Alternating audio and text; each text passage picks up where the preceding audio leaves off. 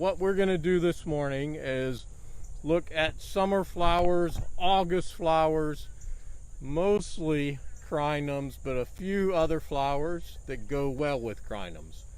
I want to introduce the three people who are here today. Devin is a crinum lover from Gaston.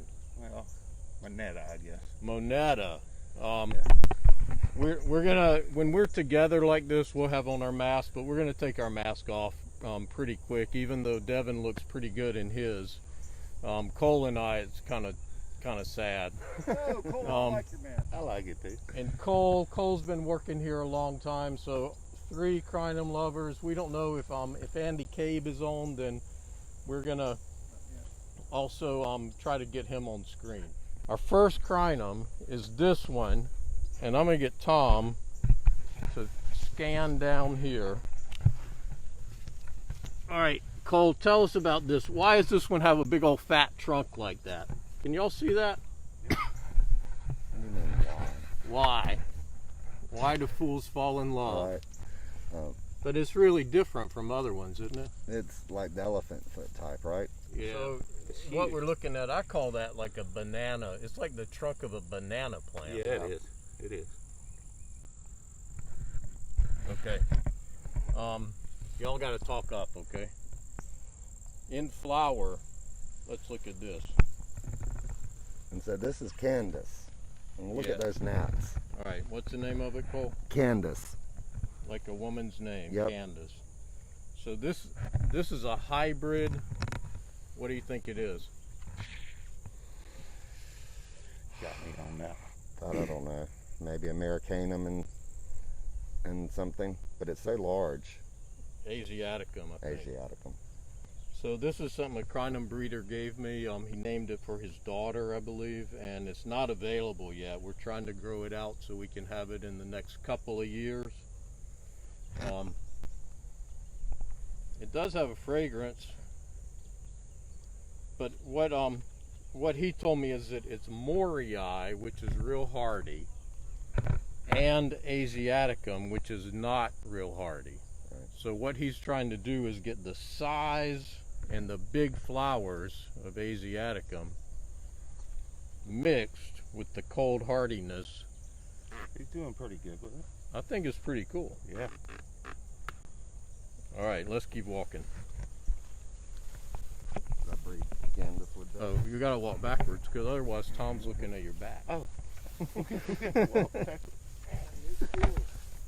All right, we gotta got go through Cole is doing breeding here, right? So Cole's been doing breeding here all summer long, and I'm gonna take my mask off now. Cole's gonna talk a little bit about some breeding that he does and what he does.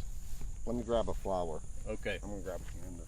so while he's gone, what we're looking at is what? What species is this? It's a bulbospermum, ain't it? Yeah, Yeah. bulbospermum, and the common name is it's- orange river lily. Right. Is that what you call it? That's not really what I call it. Usually I call it a bulbospermum. Because you're just like scientific geek guy, Well, huh? that's just what I learned. Do you know another common name for it? Bulbospermum or this one? Bulbospermum. Well, if they are sometimes called milk and wine, but so many crinum are actually called that. Hold Yeah, that. good. So it's real hardy too. Cold hardy, right? This one will grow up into New York. Right. It's the most cold hardy that we know of. All right, so show us how you do it, Cole. Okay, well, first of all, this one is a little bit special bulbospermum because it's white. It looks more greeny right now, which could just be this one. But this one was found in Allendale, and we call it white wedding. Okay, when we pollinate, it's really simple. I just pick the pollen sacs off, and I rub it on the tip, the female.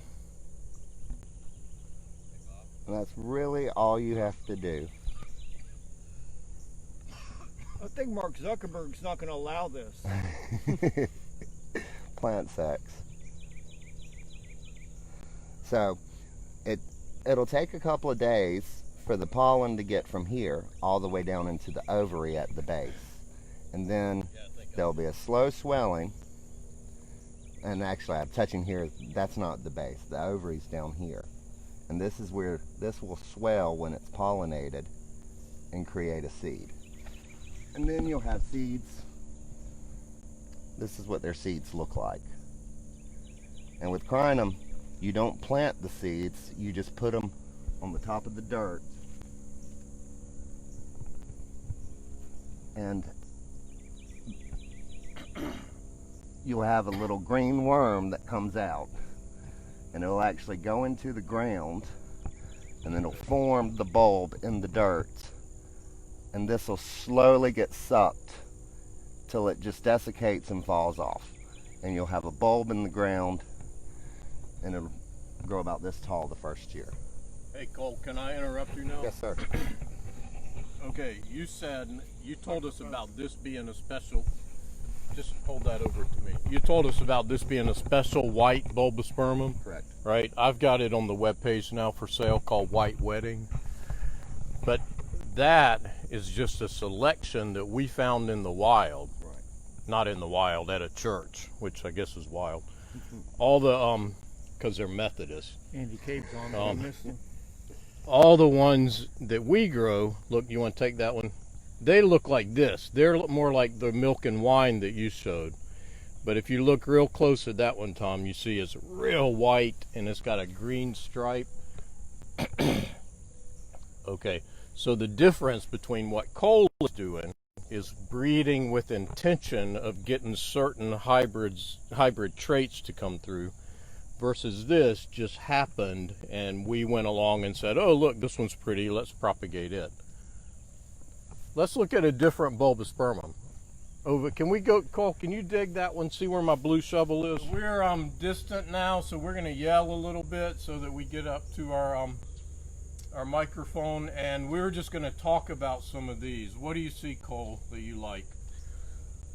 Well, Super Ellen is one of my absolute favorites. It's a very, very large plant.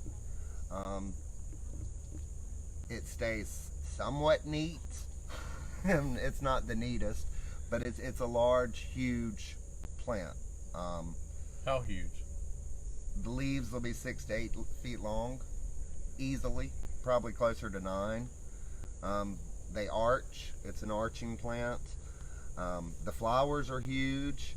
It's a really good, what we call red. Gardeners don't really tell the truth about plant colors, but this is red to us. And it's supposed to be fertile. It should be able to form seeds, though I've tried and have not got any seeds off of it yet.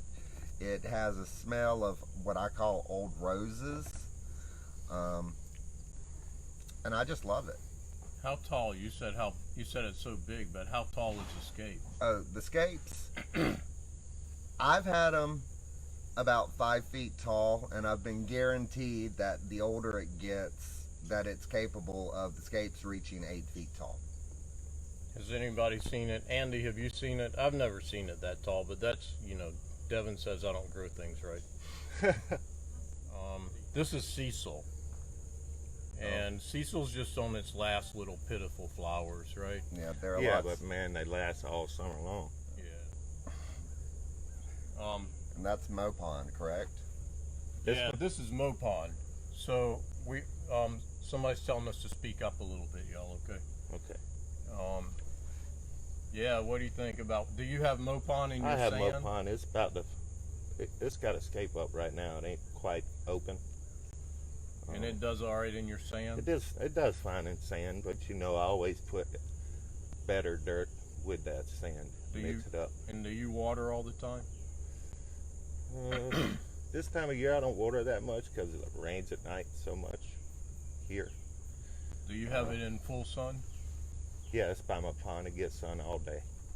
And it looks good? It looks pretty good.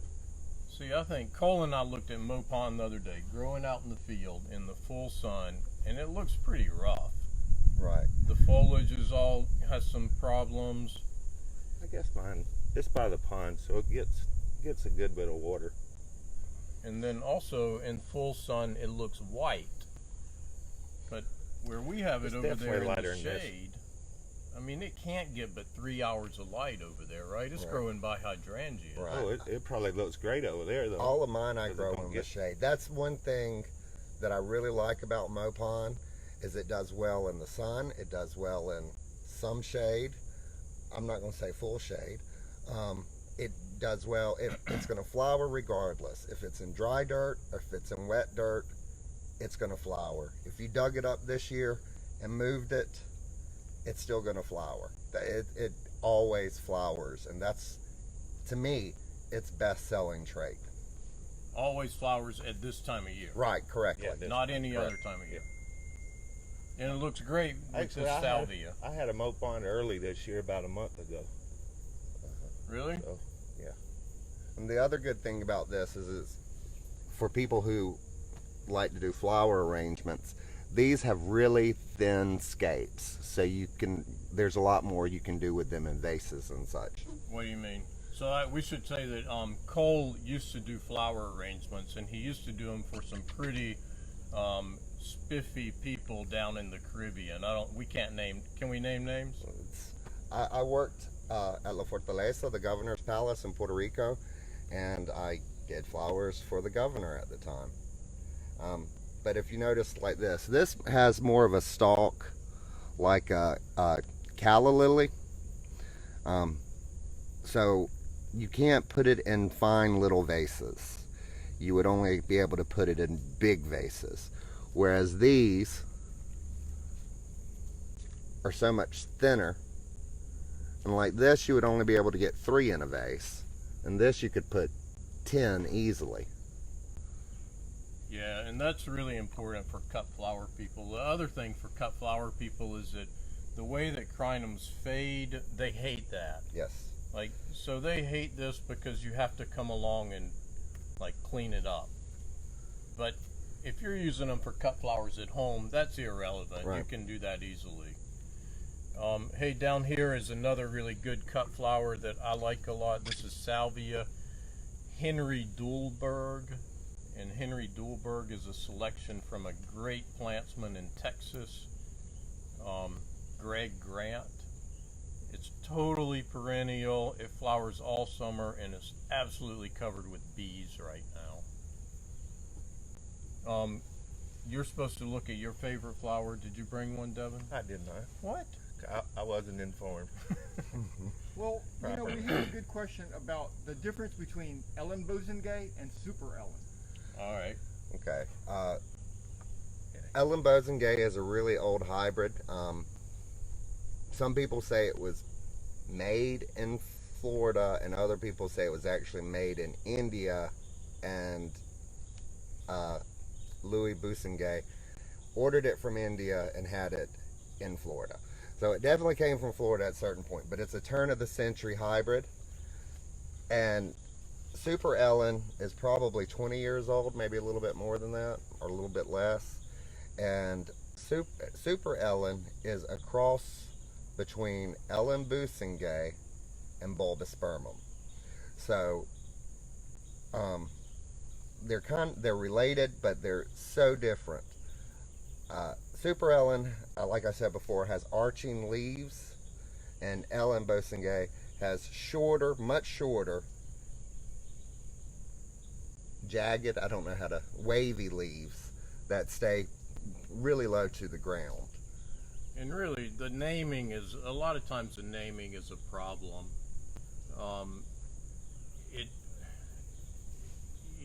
You name something like that trying to reference something else, and only the Crinum geeks understand the reference. It'd be, I think, a lot nicer to give it another name. But the plant that I like that's much like it and has a more romantic name is Lolita. Yeah, I like that. Yeah. And Lolita and Super Ellen, when they're planted right next to each other, you have to look really hard to tell the differences between the two. Lolita gets bigger, and I don't know why. I've had an easier time growing Lolita, so I still only have a dozen Super Ellens, but we have a bunch of Lolitas. I don't know if the flower's bigger, but it's taller. It's definitely taller, isn't it? Who, Super Ellen's taller? Lolita is taller. Lolita's taller. Yep. It's taller from me too, but I didn't know I if that's believe because it's I tall. grow it and dig it and grow it and dig it. So a couple of other things we're talking about. If you grow this under irrigation or in a high fertility bed, you kind of have to cut it back. Now, where we grow it out in the field, we just let it go all season. Like, we've got masses of flowers right now, and it'll go through November. And then, Cole, how about that Gomphrena? Fireworks. Yeah, I love this. We use it at a lot of places. There's a horse farm we work at that we have basically a field of it. And I love the color. It doesn't grow very, very tall. It grows probably 2 feet at the most. What do you think? Yeah, and it flowers, and it's perennial for Right. us. I bet it'd be perennial in your sand, Devin. Oh yeah, I'm sure it will. And see, I just think it looks great with crinums. It's like airy, and it's like a great filler around it. Right. All right, let's get enough of these flowers. Let's get rid of some flowers. Devin, pull up one of those crinums out that bucket right there. All right, there's your What do you want to go with? there's your sangria. That's he's gonna lay them out right here on the table. You just stay right where you are. You want just the? I mean, it's just leaves. Yeah. All right, so what we want to do is show sangria that Devin was talking about. Which is puny. That's a puny sangria, right? Yeah. We want to show it compared to Brad. What I want to show is size, right? And then Lolita. So you're gonna have to hold Lolita up. So if you imagine this in the ground, here's what you got. Lolita coming out the ground, going all the way back there with 5-foot flowers. If you have a small area, Bradley is for you, because it comes out the ground and it only gets that big, like a giant daylily. And sangria, depending on your ability to grow it, like mine is 2 feet and Devin's is 6 feet. No, that's 3 feet. 3 feet. Thank you. And then the other thing, Devin, I hate sangria because it starts going green. Like, I just think that's ugly. And the bigger it gets, the greener it'll be. Do you think it's pretty? Well, I do, but mine gets a lot of sun, so it's actually greener than that. I think in the north, this is my feeling, maybe in the north it stays burgundy, because when it comes out here, like through May, it's really pretty in burgundy. Oh yeah, I'm sure if you grew it in the shade, it'd probably stay a darker purple. So maybe in the shade, or maybe it's just a plant that ought to be grown in Washington, D.C. Devin, pull Well, those maybe. last two over here, and we're gonna look Now at these two stay last purple. ones, and then we're gonna close up. These, if you want purple, those stay purple. The name Okay. of the salvia So again. here's how we have mini hune we're comparing to sangria. Okay, sangria gets 6 feet tall according to Devin, and mini hune gets 10 inches tall, maybe 2 feet tall at best. I totally love mini hune. It doesn't go green like that. A little bit. You can see its leaves are getting a little bit colored. It depends on where it's at too. Do you have it growing in the ground? Mine's in a pot. It does good in a pot. I hadn't actually ever put it in the ground. I think it does better in a pot. I keep mine in pots. I'd be afraid it might get hurt during the winter. No, I know it doesn't get hurt. I know even you up leave in these outside? Greensboro. Yeah, I mean up in Hyde, North Carolina, and my friend Zuzu Woodrum, she has them growing in the ground here in Aiken, and they do awesome for her. But they're in a place where they get a lot of water. And then one more. Okay, one more, and we're gonna do a real quick recap. This is a monum. This is a little Indian crinum. This is its full size. Awesome little pot plant. I have a hard time figuring out how it goes in the ground because it like always gets stepped on. Is this the one you had flowering last year in a little pot? Yep. And it flowered. It's about this tall. It's about that tall, and it's totally nocturnal. Yeah, it's beautiful. And it's totally closed up by 8 o'clock in the morning. So you're out of luck if you oversleep. Cole. Right. Hey, we're gonna do a quick recap. We have we talked about salvia, Henry Dulberg. We talked about Gomphrena fireworks and all these different crinums. And I don't know if Bob got that PDF up of what we talked about, but if not, we'll try to post that later if y'all want to look.